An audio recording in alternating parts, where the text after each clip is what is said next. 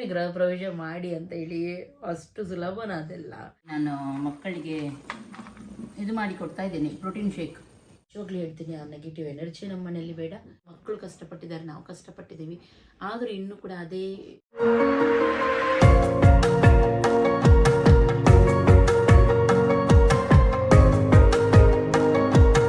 ನಾನು ಮಕ್ಕಳಿಗೆ ಇದು ಮಾಡಿ ಕೊಡ್ತಾ ಇದ್ದೀನಿ, ಪ್ರೋಟೀನ್ ಶೇಕ್ ಮನೆಯಲ್ಲೇ. ಹಾಗೆ ಅವರಿಗೆ ಸ್ವಲ್ಪ ನಿಮ್ಮ ಮಕ್ಕಳಿಗೆ ಕೂಡ ಮಾಡಿಕೊಡಿ, ವೆಯ್ಟ್ ಗೇನಿಗೆ ಒಳ್ಳೆಯದಿದು. ಯಾವ ರೀತಿ ಮಾಡೋದು ಹೇಳ್ತೇನೆ. ಇದು ಲೋಟಸ್ ಸೀಡ್ಸ್ ಹೇಳ್ತಾರೆ, ಅಥವಾ ಇದಕ್ಕೆ ಮಕಾನ ಅಂತ ಹೇಳ್ತಾರೆ. ಅದನ್ನು ಸ್ವಲ್ಪ ರೋಸ್ಟ್ ಮಾಡ್ತಾ ಇದ್ದೀನಿ. ಎಷ್ಟೆಷ್ಟು ಪ್ರಮಾಣದಲ್ಲಿ ತೊಗೊಂಡಿದ್ದೀನಿ ಅಂತ ಹೇಳಿ ಡಿಸ್ಪ್ಲೇಲಿ ಹಾಕ್ತೀನಿ ನಾನು. ಅಷ್ಟು ಪ್ರಮಾಣದಲ್ಲಿ ನೀವೆಲ್ಲ ಹಾಕಿದರೆ ಆಯಿತು. ಇದನ್ನೆಲ್ಲ ರೋಸ್ಟ್ ಮಾಡಲಿಕ್ಕುಂಟು. ಮಕಾನ ಮತ್ತು ಇದು ಬಾದಾಮ್, ಓಟ್ಸ್ ನಿಮಗೆ ರೋಸ್ಟ್ ಮಾಡಬೇಕಂತ ಇಲ್ಲ, ಬೇಕಿದ್ರೆ ಸ್ವಲ್ಪ ರೋಸ್ಟ್ ಮಾಡಿದರೂ ಚೆನ್ನಾಗಾಗುತ್ತೆ. ಆಮೇಲೆ ಇದು ಶೇಂಗಾ, ಪೀನಟ್ಸ್ ಮತ್ತು ಫ್ಲಾಕ್ಸ್ ಸೀಡ್ಸ್ ಹಾಕ್ಲಿಕ್ಕುಂಟು. ಡೇಟ್ಸ್ ಎಲ್ಲ ಮತ್ತೆ ಹಾಕಿದರೆ ಆಯಿತು, ಅದೆಲ್ಲ ರೋಸ್ಟ್ ಮಾಡಲಿಕ್ಕಿಲ್ಲ. ಆಮೇಲೆ ಬನಾನ ಎಲ್ಲ ಹಾಕಿ ಶೇಕ್ ಮಾಡೋದು, ಅದು ನಾನು ತೋರಿಸ್ತೀನಿ. ಇದು ಈಗ ಹುಡಿ ಮಾಡಿ ಇಡುವುದಲ್ಲ? ಹಾಂ, ಇದೆಲ್ಲ ಹುಡಿ ಮಾಡಿ ಇಡುದು, 1 ವಾರಕ್ಕೆ ಆಗುವಷ್ಟು ಮಾಡೋದು.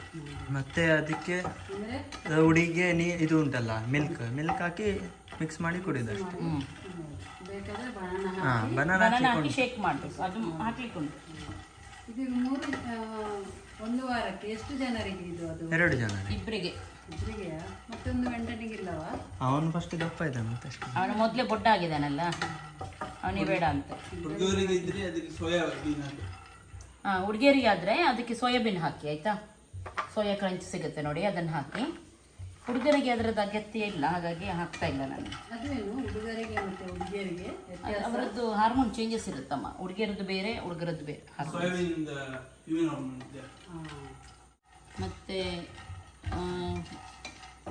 ಹುಡುಗಿಯರಿಗೆ ಸ್ವಲ್ಪ ಮೈ ತುಂಬಲೆಲ್ಲ ಬೇಕಿದ್ರೆ, ಈಗ ಹುಡುಗಿಯರಿಗೆ ಹೆಚ್ಚಾಗಿ ಮೈ ತುಂಬಲಿಕ್ಕೆಲ್ಲ ಬೇಕಿದ್ರೆ ಸ್ವಲ್ಪ ಗಸಗಸೆ, ಆಮೇಲೆ ಎಂಥದ್ದು ದ್ರಾಕ್ಷಿ ಹಾಗೂ ಗೋಡಂಬಿ ಅಷ್ಟನ್ನು ನೈಟಿಗೆ ನೆನೆ ಹಾಕಬೇಕು.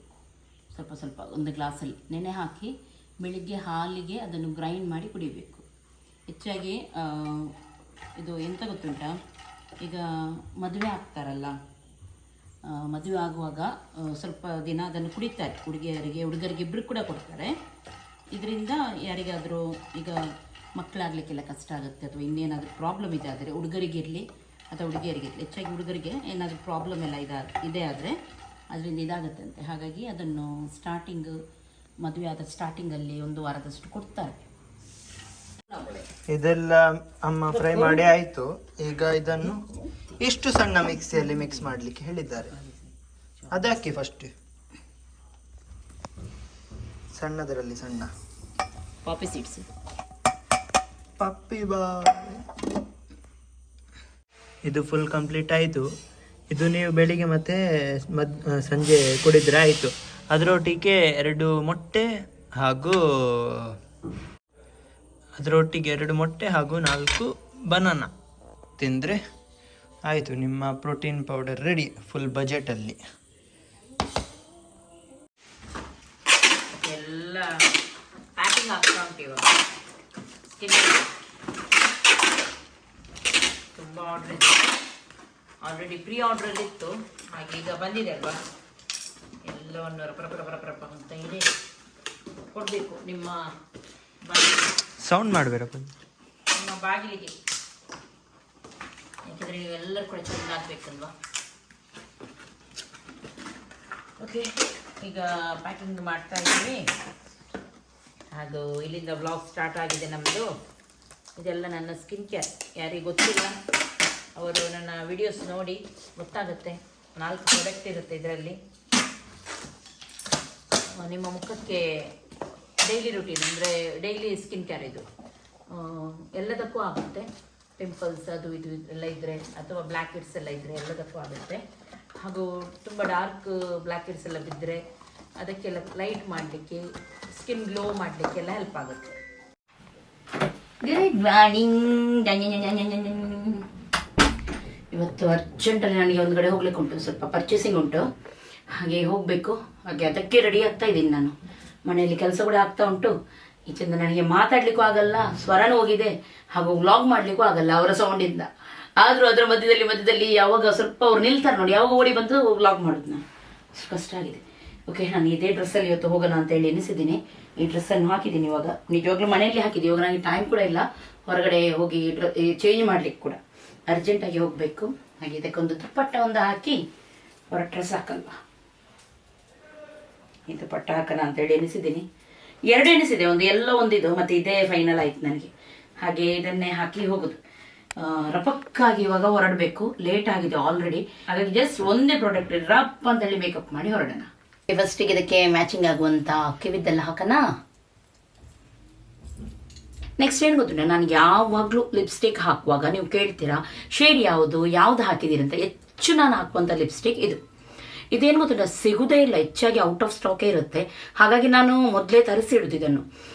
ನನ್ನ ಫೇವ್ರೆಟ್ ಲಿಪ್ಸ್ಟಿಕ್ ಇದು ಯಾವುದಂದ್ರೆ the most viral NY by lipstick spicy Rust. ಇದರ ಶೇಡ್ 06. ಹೆಚ್ಚಾಗಿ ಎಲ್ಲ ಡ್ರೆಸ್ಸಿಗೆ ಕೂಡ ಇದು ಮ್ಯಾಚ್ ಆಗುತ್ತೆ. ಹಾಗಾಗಿ ನನ್ನ ಫೇವ್ರೆಟ್ ಇದು, ನಾನು ಜಾಸ್ತಿ ಇದನ್ನು ಯೂಸ್ ಮಾಡ್ತಾ ಇರ್ತೀನಿ. ಓಕೆ, ಇವಾಗ ಅಪ್ಲಿಕೇಶನ್ ಮಾಡಿ ಕೂಡ ತೋರಿಸ್ತೀನಿ. ಈ ಲಿಪ್ಸ್ಟಿಕ್ಗೆ ಜಸ್ಟ್ 200 ರುಪೀಸ್, ಹಾಗೂ ಇದರಲ್ಲಿ 6.5 ml ಇರುತ್ತೆ. ಹೆಚ್ಚಾಗಿ ಬೇರೆ ಬ್ರ್ಯಾಂಡಲ್ಲಿ ಉಂಟು ನೋಡಿ, ನಿಮಗೆ 600-500 ರೂಪಾಯಿ ಕೊಟ್ಟರು 300 ml ತನಕ ಲಿಪ್ಸ್ಟಿಕ್ ಸಿಗುತ್ತೆ. ಆದರೆ ಇದರಲ್ಲಿ ಅದಕ್ಕಿಂತ ಜಾಸ್ತಿ ಇರುತ್ತೆ. ಓಕೆ, ಇವಾಗ ಇದನ್ನು ಅಪ್ಲೈ ಮಾಡಿ ಕೂಡ ತೋರಿಸ್ತೀನಿ. ಜಸ್ಟ್ ಇದರ ಕಲರ್ ನೋಡಿ ಎಷ್ಟೊಂದು ರಿಚ್ ಆಗಿದೆ, ಹಾಗೂ ಇದು ವೆಲ್ವೆಟಿ ಸ್ಮೂತ್ ಆಗಿದೆ, ಲೈಟ್ ವೆಯ್ಟ್ ಆಗಿದ್ದು, ಆಲ್ ಡೇ ಕಂಫರ್ಟ್ ಕೊಡುತ್ತೆ, ಟ್ರಾನ್ಸ್ಫರ್ ಪ್ರೂಫ್ ಕೂಡ ಆಗಿದೆ, ಸ್ಮಜ್ ಪ್ರೂಫ್ ಕೂಡ. ಈಗ ನನ್ನ ಹತ್ರ ಬೇರೆಲ್ಲ ಇದು ಮೇಕಪ್ ಮಾಡಲಿಕ್ಕೆ ಟೈಮ್ ಇಲ್ಲ, ಹಾಗಾಗಿ ಇದನ್ನೇ ನಾನು ಬ್ಲಷ್ ಹಾಗೂ ಐ ಶ್ಯಾಡೋ ಆಗಿ ಕೂಡ ಯೂಸ್ ಮಾಡ್ತೀನಿ. ಸುಮಾರು ಸಲ ನಾನು ಹಾಗೆ ಮಾಡೋದು. ಹೆಚ್ಚಾಗಿ ಜಸ್ಟ್ ಸ್ವಲ್ಪ ಹಾಕಿದ್ರೆ ಸಾಕು, ನೋಡಿ ಯಾವ ರೀತಿ ಬರುತ್ತೆ ಇದು. ಐ ಶ್ಯಾಡೋ ಕೂಡ ನಾನು ಇದನ್ನೇ ಹಾಕ್ತೀನಿ ಇವಾಗ.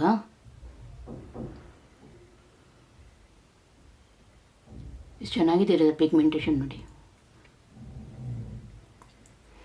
ಓಕೆ, ಬಿಂದಿ ಕೂಡ ನಾನು ಇದನ್ನೇ ಹಾಕಿದೆ, ಎಲ್ಲ ಒಂದೇ ಲಿಪ್ಸ್ಟಿಕ್ ಎಲ್ಲ ಆಯಿತು ನೋಡಿ. ಓಕೆ, ಇದು ನನ್ನ ಇವಾಗ ಫೈನಲ್ ಲುಕ್. ಇದು ನನ್ನ ಪರ್ಫೆಕ್ಟ್ ಬ್ರೌನ್ ಶೇಡ್ ಲಿಪ್ಸ್ಟಿಕ್ ಆಗಿದೆ.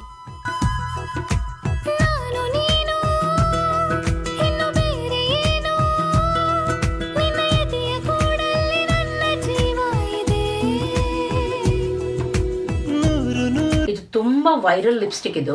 ಜಸ್ಟ್ 3 ಮಂತಲ್ಲಿ 50,000 ಯೂನಿಟ್ ಏನಾಯ್ತು ಸೇಲ್ ಆಗಿದೆ. ಹಾಗಾಗಿ ಯಾವಾಗಲೂ ಔಟ್ ಆಫ್ ಸ್ಟಾಕ್ ಇರುತ್ತೆ. ಈಗ ಸ್ಟಾಕಲ್ಲಿ ಬಂದಿದೆ, ಹಾಗಾಗಿ ಬೇಗನೆ ನೀವು ಹೋಗಿ ಬೈ ಮಾಡಿ.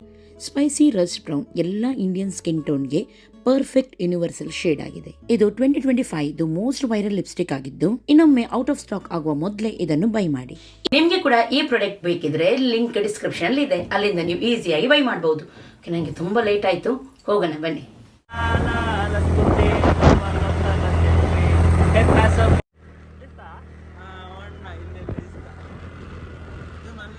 ಇಲ್ಲಿ ನೋಡಿ ಅಂತೆ ಮುಡಿಪಲ್ಲಿ ಫುಲ್ ಫಾಗ್.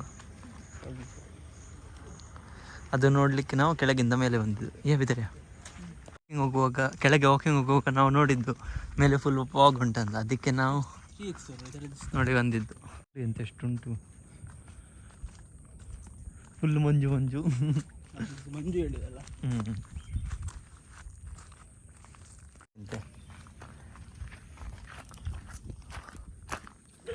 ನೋಡಿ ಅಂತ ಇಲ್ಲಿ ಫುಲ್ ಉಂಟು. ಯಪ್ಪೋ, ಏರಿಯಾ ಫುಲ್ ಕವರ್ ಎಂತೆ ಫುಲ್ಲು. ಇದು ಫುಲ್ ಕೋಲ್ಡ್ ಒಳ್ಳೆ ಆಗ್ತದೆ ನೋಡಿ.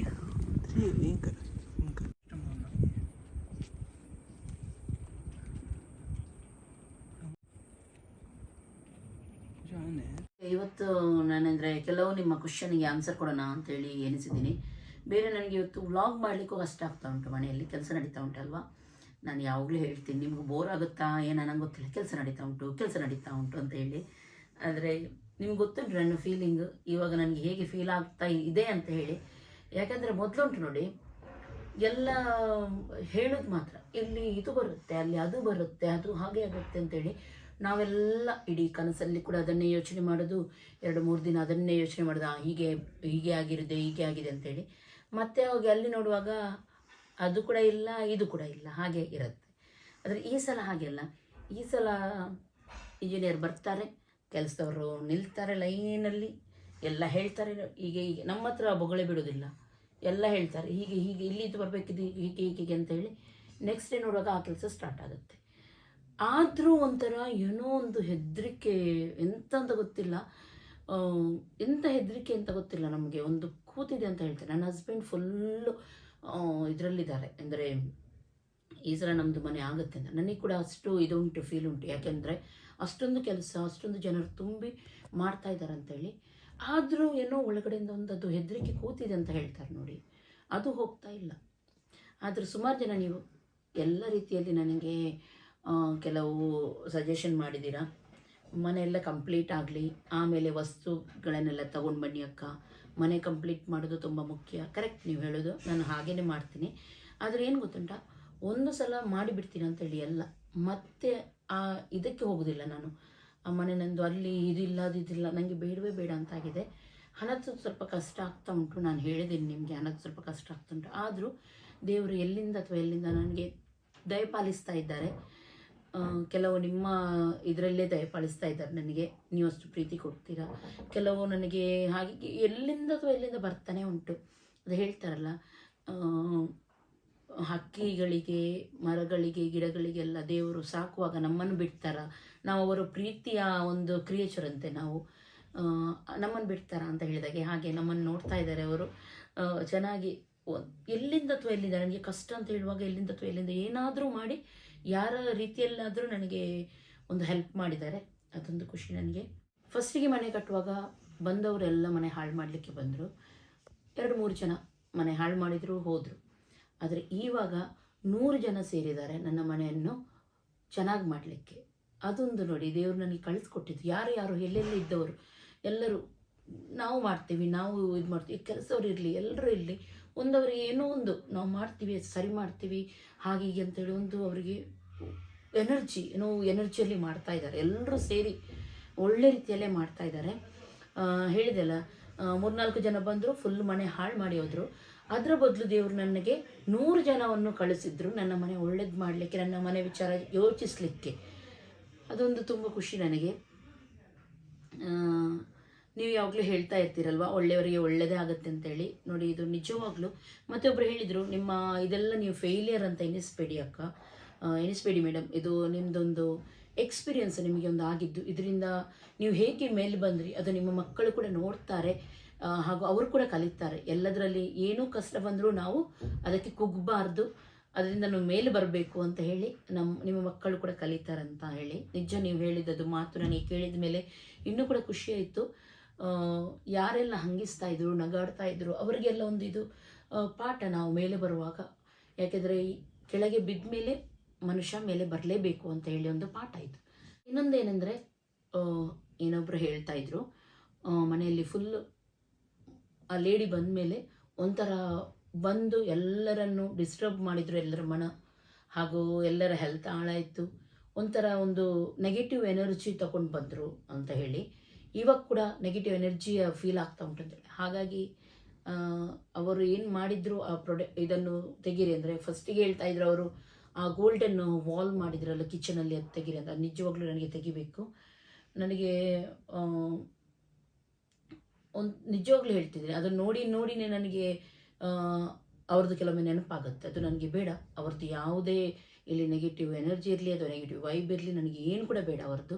ಹಾಗಾಗಿ ಅವರು ಮಾಡಿದ ಎಲ್ಲ, ನನಗೆ ಸಿಂಪಲ್ ಆದರೂ ಪರವಾಗಿಲ್ಲ, ಅವ್ರು ಮಾಡಿದ ಎಲ್ಲ ಕೆಲಸವನ್ನು ನಾನು ತೆಗೆಸ್ತಾ ಇದ್ದೀನಿ. ಯಾಕೆಂದರೆ ಅದು ಮತ್ತೆ ನನಗೆ ಅದು ಬೇಡ. ನನಗೆ ಅವರ ಕೆಲಸದಲ್ಲಿ ನಂಬಿಕೆನೂ ಇಲ್ಲ, ಅದು ಹೇಗೆ ಇರ್ಬೋದು ಅಂತೇಳಿ ಇದಿಲ್ಲ. ನಿನ್ನೆ ಕೂಡ ನಮ್ಮ ಇಂಜಿನಿಯರ್ ಕಿಚನೆಲ್ಲ ನೋಡ್ತಾಯಿದ್ರು. ನೋಡುವಾಗ ಆ ಕೆಳಗಡೆ ಓಪನ್ ಮಾಡುವಾಗ ಅಲ್ಲೆಲ್ಲ ಧೂಳೆಲ್ಲ ಇತ್ತು. ಅವ್ರು ಕೇಳಿದ್ರು, ಇದೆಂತ ಈ ರೀತಿ ಇದೆಲ್ಲ ಧೂಳು ಬರ್ತಾ ಉಂಟು ಹೊಸ ಕಿಚನಲ್ಲಿ ಅಂತೇಳಿ. ಆ ಕಿಚನ್ ನಾನು ನಿಮ್ಗೆ ಗೊತ್ತುಂಟು ಯಾವ ರೀತಿ ಎಲ್ಲ ಜೋಡಿಸಿ ಎಷ್ಟು ಚೆನ್ನಾಗಿ ಇಡ್ತೀನಿ. ನನಗೆ ಅದು ಮನಸ್ಸೇ ಇಲ್ಲ, ಒಟ್ರಾಸಿಯಾಗಿದೆ. ನನಗೆ ಯಾರು ನೋಡುವಾಗ ಕೂಡ ಒಂಥರ ಆಗುತ್ತೆ. ಆದರೆ ಅದು ಈಗ ನಮಗೆ ವಸ್ತು ಇಡ್ಲಿಕ್ಕೂ ಆಗ್ತಾ ಇಲ್ಲ. ಇಲ್ಲಿಂದ ಅಲ್ಲಿ ತುಂಬಿಸ್ತಾ ಇದ್ದೀವಿ. ಯಾಕೆಂದರೆ ಮೇಲುಗಡೆ ಕೆಲಸ ಎಲ್ಲ ಆಗ್ತಾ ಉಂಟು, ಆ ಸೈಡೆಲ್ಲ ಕೆಲಸ ಆಗ್ತದೆ, ಎಲ್ಲ ಒಂದೊಂದು ಕಡೆ ಇಟ್ಟಿದ್ದೀವಿ. ಒಟ್ರಾಸಿ ಉಂಟು, ಮತ್ತೆ ಜೋಡಿಸೋಣ ಅಂತ ಹೇಳಿ. ಆದರೆ ಅದು ನನಗೆ ಬೇಡ ಅವರದ್ದು. ನಿಜವಾಗ್ಲೂ ಹೇಳ್ತೀನಿ, ಆ ನೆಗೆಟಿವ್ ಎನರ್ಜಿ ನಮ್ಮ ಮನೆಯಲ್ಲಿ ಬೇಡ. ನಾನು ಸಿಂಪಲ್ ಆದರೂ ಪರವಾಗಿಲ್ಲ ಎಲ್ಲವರ ಕೆಲಸವನ್ನು ತೆಗೆಸಿ ಹೊಸದಾಗಿಯೇ ಮಾಡಿಸ್ತಾ ಇದ್ದೀನಿ. ಸಿಂಪಲ್ ಆದರೂ ಇನ್ನೂ ಕೂಡ ಚೆನ್ನಾಗಿ ಕಾಣುವಂತಲೇ ಆಗ್ತಾ ಉಂಟು ಕೆಲಸ. ಸೆಪ್ಟೆಂಬರ್ ಎಂಡ್ ಒಳಗೆ ಮೇಲಿದ್ದೆಲ್ಲ ಕೆಲಸ ಆಗಬೇಕು ಅಂತ ಹೇಳಿದ್ದಾರೆ. ಮೇಲಿದ್ದೆಲ್ಲ ಕೆಲಸ ಆಗಿ ಕೆಳಗೆ ಬರ್ತಾರೆ. ಫಸ್ಟಿಗೆ ಅಲ್ಲಿದ್ದು ಕೂಡ ಲಿವಿಂಗ್ ಹಾಲ್ ಉಂಟು ನೋಡಿ ದೊಡ್ಡದು ನಮ್ಮದು, ಅಲ್ಲಿದ್ದು ಕೂಡ ಕೆಲಸ ಮಾಡಲಿಕ್ಕೆ ಹೇಳಿದ್ದಾರೆ. ಯಾಕೆಂದರೆ ಅಲ್ಲಿ ಕೆಲಸ ನೆಕ್ಸ್ಟ್ ಕೆಳಗೆ ಬಂದ ಮೇಲೆ ಅಲ್ಲಿ ಕೆಲಸ ಮಾಡುವಾಗ ಮತ್ತೆ ಧೂಳು ಮೇಲೆ ಹೋಗುತ್ತಂತ ಆ ರೀತಿ ಹೇಳಿದ್ದಾರೆ. ಹಾಗೆ ಅಲ್ಲಿದೆಲ್ಲ ಕೆಲಸ ಆಗಿ ಕೆಳಗೆ ಬಂದ ಮೇಲೆ ನಾವು ನೋಡಬೇಕು ಏನು ಮಾಡೋದಂತ ನಮ್ಗೆ ಗೊತ್ತಾಗಲ್ಲ. ಇವಾಗ ಸದ್ಯಕ್ಕೆ ಇಲ್ಲಿ ಅಡ್ಜಸ್ಟ್ ಮಾಡಿ ನಾವು ಇದ್ದೀವಿ, ಮತ್ತೆ ಹೋಗ್ಬೇಕಾಗುತ್ತೆ ಹೊರಗಡೆ. ಯಾಕೆಂದರೆ ಈ ಮನೆಗೆ ಪೆಸ್ಟಿಸೈಡ್ ಅದು ಇದು ಏನು ಕೂಡ ಮಾಡಲಿಲ್ಲ. ಹೊರಗಡೆ ಒಳಗಡೆ ಎಲ್ಲ ಮಾಡಲಿಕ್ಕೆ ಉಂಟು ಪೆಸ್ಟಿಸೈಡ್. ನಾವು ತುಂಬ ಆವಾಗ ರಿಕ್ವೆಸ್ಟ್ ಮಾಡಿದ್ವಿ, ಪೆಸ್ಟಿಸೈಡ್ ಬಿಡಿ, ಮನೆ ಓಪನ್ ಮಾಡುವಾಗ ಓಪನಿಂಗ್ ಟೈಮಲ್ಲಿ ಇಲ್ಲಿ ಕ್ಲೀನೇ ಮಾಡಿರಲಿಲ್ಲ, ಡೀಪ್ ಕ್ಲೀನಿಂಗ್ ಎಂತ ಕೂಡ ಮಾಡಿರಲಿಲ್ಲ, ಮತ್ತೆಂತ ಪೆಸ್ಟಿಸೈಡ್ ಮಾಡೋದು ನಾವು. ಹಾಗೀಗ ಅದೆಲ್ಲ ಮಾಡುವಾಗ ಹೊರಗಡೆ ನಿಲ್ಲಬೇಕಾಗತ್ತೆ. ಹಾಗೂ ಈ ಸೈಡ್ ಬರುವಾಗ ಕೂಡ ನಾವು ಹೊರಗಡೆ ಹೋಗಬೇಕಾಗತ್ತೆ. ಹಾಗೆ ಸ್ವಲ್ಪ ದಿನ 1 ತಿಂಗಳಾದರೂ ಹೊರಗಡೆ ಹೋಗಬೇಕು, ಅದೇ ಯೋಚನೆ ಮಾಡ್ತಾಯಿದ್ವಿ ಏನು ಮಾಡೋದು ಅಂತೇಳಿ. ಅದೊಂದು ಚಿಂತೆ ನಮಗೆ. ಆಯಿತು, ಮಳೆ ಕೂಡ ನಿಂತಿದಲ್ವ, ಇನ್ನು ಹೊರಗಡೆದೆಲ್ಲ ಕೆಲಸ ಸ್ಟಾರ್ಟ್ ಆಗುತ್ತೆ. ಹೊರಗಡೆಯಿಂದ ಮಾಡಿದರೆ ಕೆಲವು ಟೀಮು, ಮೇಲ್ಗಡೆಯಿಂದ ಒಬ್ಬರೆಲ್ಲ ಮಾಡಿದರೆ ನಮಗೆ ಈ ಸಲ ಆದರೂ ಕ್ರಿಸ್ಮಸ್ ಒಂದು ಎಲ್ಲರೂ ಸೇರಿ ಖುಷಿಯಿಂದ ಮಾಡಬೇಕಂತ ಹೇಳಿ ಉಂಟು. ಸುಮಾರು ಜನ ನೀವು ಹೇಳ್ತಾ ಇರ್ತೀರ ಮತ್ತೊಮ್ಮೆ ಗೃಹ ಪ್ರವೇಶ ಮಾಡಿ ಅಂತ ಹೇಳಿ. ಅಷ್ಟು ಸುಲಭನ ಅದೆಲ್ಲ ಗೃಹ ಪ್ರವೇಶ ಮಾಡೋದು ಮತ್ತೊಮ್ಮೆ. ಇದೇ ನಮಗೆ ಕಷ್ಟ ಆಗ್ತಾ ಉಂಟು. ಆದರೆ ಮಾಡಬೇಕು, ಗೃಹ ಪ್ರವೇಶ ಅಲ್ಲ, ಒಂದು ಗೆಟ್ ಟುಗೆದರ್ ಆ ರೀತಿ ಮಾಡೋಣ ಅಂತೇಳಿ ಎನಿಸಿದ್ದೀವಿ. ನೋಡಬೇಕು ಫ್ಯಾಮಿಲಿ ಜೊತೆ. ಯಾಕೆಂದರೆ ಈ ಮನೆ ಆದಮೇಲೆ ನಾವು ಯಾರಿಗೂ ಕರೀಲಿಕ್ಕೆ ಒಂಥರ ಆಗ್ತಿತ್ತು, ಯಾರು ಬಂದರೂ ನಮಗೆ ಒಂಥರ ಆಗ್ತಾಯಿತ್ತು. ಹಾಗೆ ನೋಡೋಣ, ಖಂಡಿತ ಆಗ್ಬೋದು ಇದೆಲ್ಲ. ಮಕ್ಕಳ ರೂಮ್ ಇದೆಲ್ಲ ಸುಮಾರು ಕೆಲಸ ಆಗಲಿಕ್ಕೆ ಉಂಟು, ಅದನ್ನು ಕೂಡ ನೋಡ್ಕೊಂಡು ಹೋಗಿದ್ದಾರೆ. ಅವರ ರೂಮ್ ಇದೆಲ್ಲ ಟ್ರೈನ್ ಮಾಡಿದಾರಲ್ಲ, ಬಂಕರ್ ಮಾಡಿದಾರಲ್ಲ, ಟ್ರೈನ್ ಅಪಾರ್ಟ್ಮೆಂಟ್ ಎಲ್ಲ, ಅದನ್ನೆಲ್ಲ ತೆಗಿಬೇಕು. ಹಾಗೂ ತುಂಬ ಚೆನ್ನಾಗಿ ಮಾಡಬೇಕು. ಪಾಪ ಲಿವಿಗೆ ಕೂಡ ಅಲ್ಲಿ ಕೆಲಸ ಮಾಡಲಿಕ್ಕೆ ಆಗ್ತಾಯಿಲ್ಲ. ಅವನು ಇದುಂಟು ನೋಡಿ, ಎಂಥದ್ದು ಹೇಳ್ತಾರೆ, ಚಾಪೆ ಮಲಗೋದು, ಅದನ್ನು ಅಡ್ಡ ಮಾಡಿ, ಯಾಕೆಂದರೆ ಆ ಬಾಗಿಲು ಮಾಡಿದ್ದು ಸರಿ ಆಗ್ತಾಯಿಲ್ಲ, ಅದು ಉಲ್ಟಾ ಉಂಟು, ಅವನಿಗೆ ಫುಲ್ಲು ಇದು ಬೀಳ್ತಾ ಉಂಟಲ್ಲಿ. ಹಾಗೆ ಚಾಪೆ ಹಾಕಿ ಕೆಲಸ ಮಾಡ್ತಾ ಇದ್ದಾನೆ. ಇಷ್ಟೆಲ್ಲ ನಾವು ಖರ್ಚು ಮಾಡಿ ಮಕ್ಕಳು ಈ ರೀತಿ ಮಾಡುವಾಗ ನಮಗೆ ಬೇಜಾರಾಗುತ್ತೆ. ಎಲ್ಲ ಕಷ್ಟದಲ್ಲೇ ಮೇಲೆ ಬಂದವರು, ನನ್ನ ಮಕ್ಕಳು ಕೂಡ ಎಲ್ಲ ನೋಡಿದವರೇ, ಚಾಪೆಯಲ್ಲಿ ಮಲಗಿದವರೇ. ಆದರೆ ಹೇಳೋದು, ಇಷ್ಟೆಲ್ಲ ಖರ್ಚು ಮಾಡಿದ ಮೇಲೂ ನಾವು ಹೀಗೆ ಇರಬೇಕಾದ್ರೆ ಸ್ವಲ್ಪ ನಮಗೆ ಬೇಜಾರಾಗುತ್ತಲ್ವ. ತಂದೆ ತಾಯಿಗೆ ಎಷ್ಟು ಹೇಳಿದರು, ನನ್ನ ಮಕ್ಕಳೇನೇನು ನಾನು ದೊಡ್ಡ ಶ್ರೀಮಂತಿಕೆಯಲ್ಲಿ ಬೆಳೆಸಲಿಲ್ಲ, ಎಲ್ಲವನ್ನು ಅವ್ರು ನೋಡಿದ್ದಾರೆ, ಅವರೆಲ್ಲದಕ್ಕೂ ರೆಡಿ ಇದ್ದಾರೆ. ಆದರೂ ಹೇಳೋದು ನಾನು, ಎಂತ ಮಾಡೋದು, ಕೆಲವೊಮ್ಮೆ ನಮಗೆ ಸ್ವಲ್ಪ ಬೇಜಾರಾಗುತ್ತಲ್ಲ. ಇಷ್ಟೆಲ್ಲ ಮಕ್ಕಳು ಕಷ್ಟಪಟ್ಟಿದ್ದಾರೆ, ನಾವು ಕಷ್ಟಪಟ್ಟಿದ್ದೀವಿ, ಆದರೂ ಇನ್ನೂ ಕೂಡ ಅದೇ ಇದರಲ್ಲಿ ಇದ್ದೀವಿ ಅಂತ ಸ್ವಲ್ಪ ಬೇಜಾರಾಗುತ್ತೆ ಅಷ್ಟೇ. ಓಕೆ, ನೀವು ಹೇಳಿದಾಗೇ ಇನ್ನೂ ಎಲ್ಲ ಮಾಡೋದು ನಾನು. ಸುಮಾರು ಜನ ನೀವು ಒಳ್ಳೊಳ್ಳೆ ಸಜೆಸ್ಟ್ ಕೊಡ್ತಾ ಇರ್ತೀರಾ. ಇನ್ನೂ ಕೂಡ ಏನಾದರೂ ಸಜೆಷನ್ ಇದ್ದರೆ ನನಗೆ ಕೊಡ್ತಾ ಇರಿ. ಯಾಕೆಂದರೆ ಕೆಲವೊಮ್ಮೆ ನಮ್ಮ ತಲೆ ಓಡಲ್ಲ, ಕೆಲವೊಮ್ಮೆ ನಮಗೆ ಗೊತ್ತಾಗಲ್ಲ. ನೀವು ಹೇಳುವಾಗ ಕೆಲವೊಮ್ಮೆ ಅರ್ಥ ಆಗುತ್ತೆ. ಅವರ ನೆಗೆಟಿವ್ ವೈಬನ್ನೆಲ್ಲ ತೆಗೆದು ಪಾಸಿಟಿವ್ ವೈಬ್ ತೊಗೊಂಡು ಬನ್ನಿ ಅಂತ ಹೇಳಿ ಹಾಗೆಯೇ ಮಾಡ್ತಾಯಿದ್ವಿ. ಅವ್ರದ್ದೆಲ್ಲ ತೆಗೆದು ಎಲ್ಲಿ ಕೂಡ ನನಗೆ ಕಾಣಬಾರ್ದು ಹಾಗೆ ಮಾಡ್ತಾ ಇದ್ದೀನಿ. ಹಾಗೆ ನೆಕ್ಸ್ಟ್ ಎಲ್ಲ ಮನೆ ನಿಧಾನವಾಗಿಯೇ ಆದರೂ ಸಿಂಪಲ್ಲಾಗಿ ಚೆನ್ನಾಗಿ ಒಳ್ಳೆ ರೀತಿಯಲ್ಲೇ ಮಾಡ್ತಾಯಿದ್ದೀವಿ. ಅದನ್ನು ಕೂಡ ಒಂದೊಂದಾಗಿ ಡೈಲಿ ನಿಮಗೆ ತೋರಿಸ್ತಾ ಇರ್ತೀನಿ. ಯಾಕೆಂದರೆ ಏನಾದರೂ ನನ್ನಿಂದ ತಪ್ಪಾಗಿದ್ದು ನಿಮ್ಮ ಮನೆ ಮಾಡುವಾಗ ನಿಮಗೆ ಅದು ಆಗಬಾರ್ದು ಅಂತ ಹೇಳಿ ತೋರಿಸೋದು ನಾನು ಅಷ್ಟೇ. ಓಕೆ, ಈ ವ್ಲಾಗನ್ನು ನಾನು ಇಲ್ಲಿಗೆ ಎಂಡ್ ಮಾಡ್ತಾಯಿದ್ದೀನಿ. ಈಗ ಗುಡ್ ಅಂತ ಸ್ಟಾರ್ಟ್ ಆಗುತ್ತೆ, ಮತ್ತು ನನಗೆ ಮಾತಾಡಲಿಕ್ಕೆ ಆಗಲ್ಲ. ಇಷ್ಟು ಮಾತಾಡಿ ಇವತ್ತಿನ ಈ ವ್ಲಾಗ್ ಇಲ್ಲಿಗೆ ಎಂಡ್. ಟೇಕ್ ಕೇರ್, ಬಾಯ್ ಬಾಯ್.